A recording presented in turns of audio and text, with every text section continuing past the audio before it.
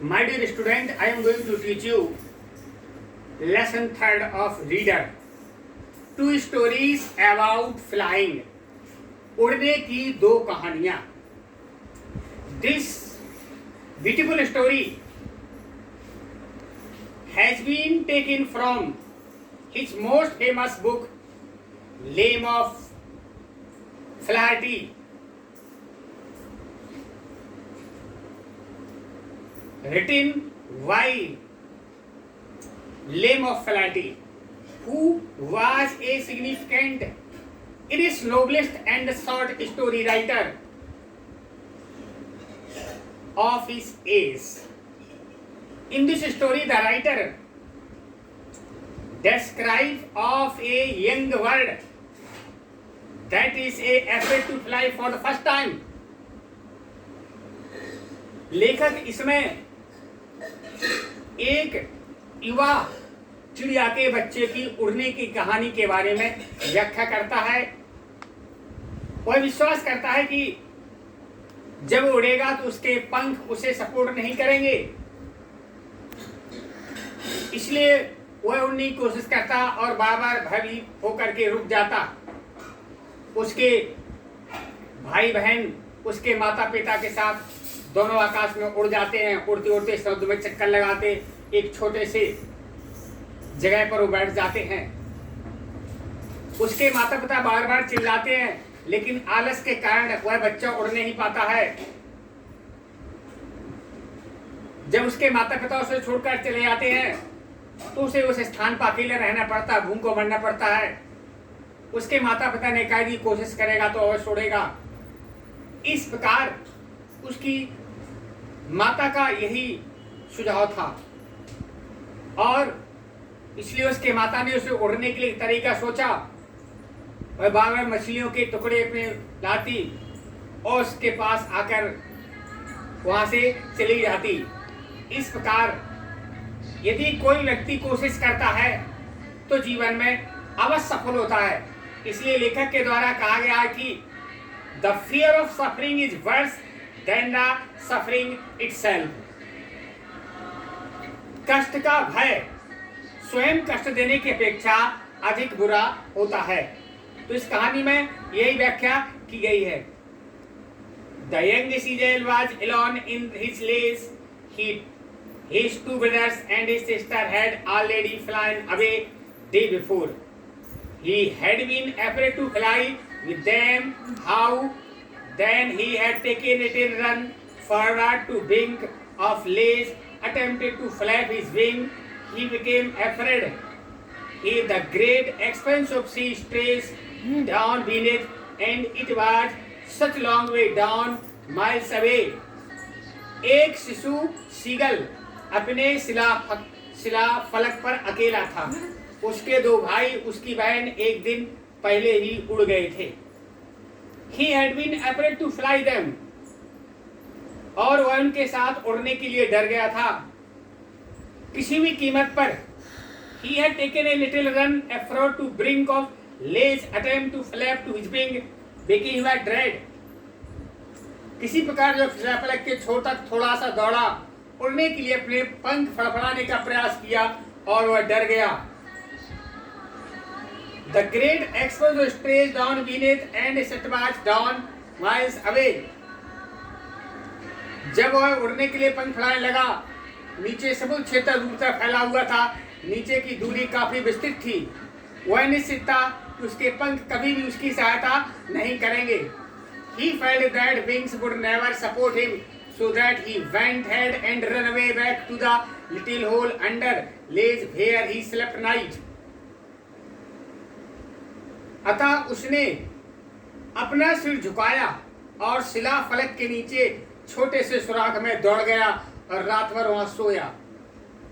Even when each of his brothers and his little sister, whose wings were far shorter than his own, ran to brink, flapped their wings and flew away.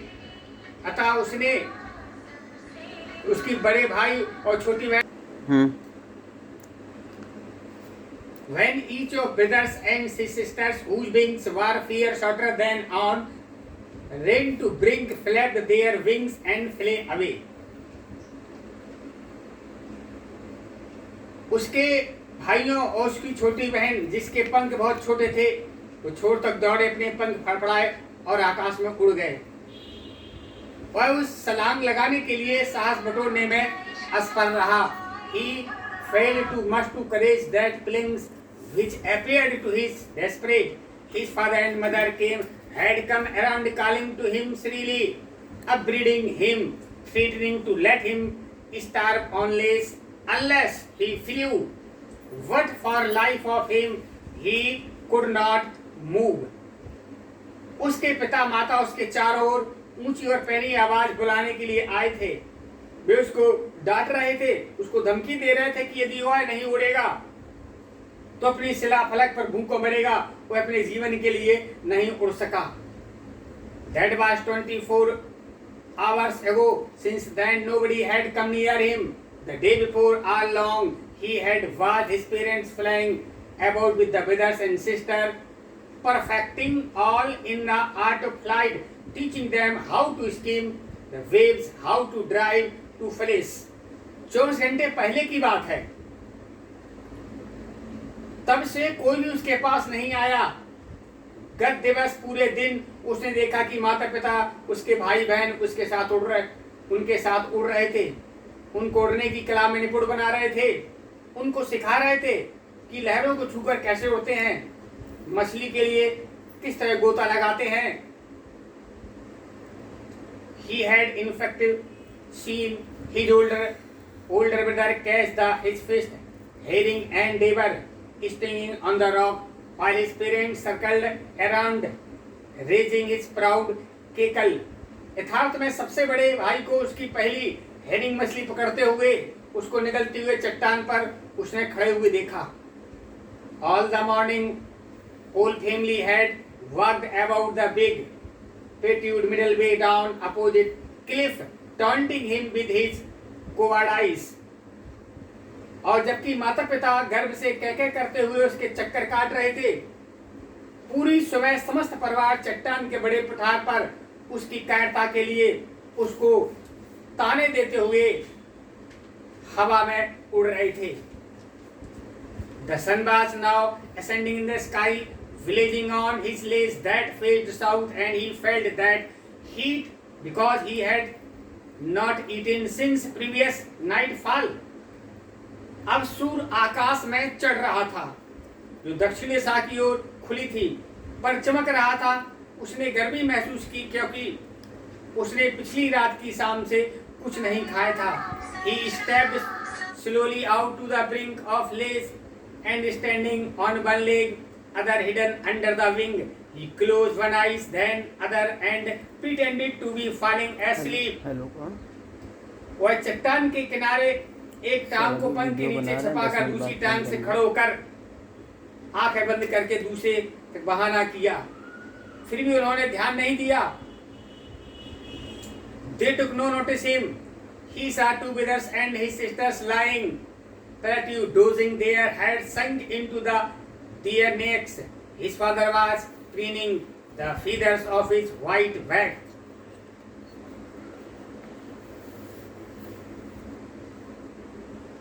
उनके भाइयों और बहनों को अपनी ओर गर्दनों से छिपाकर पठार पर लेटे हुए देखा। उसके पिता अपनी सफेद पीठ पर अपने पंखों को चौंस संवार रहा था। केवल इसकी माता केवल उसकी ओर देख रही थी। She was standing a little high hump of the plateau. Her white breast thrust forward. Now and again she tore a piece of flesh that lay her feet and scraped each side of beak of a rock. वह पठार पर एक ऊंचे कुबड़ के स्थान पर खड़ी थी। उसकी सफेद छाती के आगे ओर निकली हुई थी। कभी कभी वह अपने पैरों के पास पड़े मछली के टुकड़ों को फाड़ लेती थी, फिर अपनी चोंच के दोनों ओर चट्टान पर रगड़कर साफ करती और तेज कर लेती थी। The sight of food maddened him. भोजन की दृष्टि ने उसे पागल बना दिया। How he loved to tear food. वह किस तरह खाने को फड़फड़ाना, इधर अपनी चोंच को रगड़कर साफ करना, scraping beak and now again to wet, और तेज करना उसे अच्छा लगता था।